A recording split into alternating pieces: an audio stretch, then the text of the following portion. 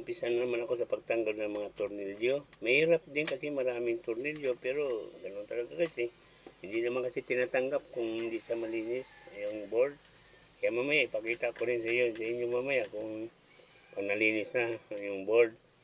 Kaya siyempre para di naman basta-basta ganun kabilis. Minsan umaabot dito ng mga ilang seconds. Kasi mga 30 halos din mga 2 minutes ganun. Hindi lang 2 minutes, depende sa dami ng tornilyo guys.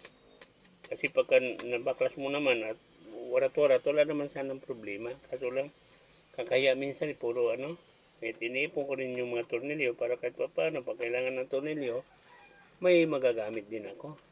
Maliliit na tornilyo guys, madalas ito na nagagamit din.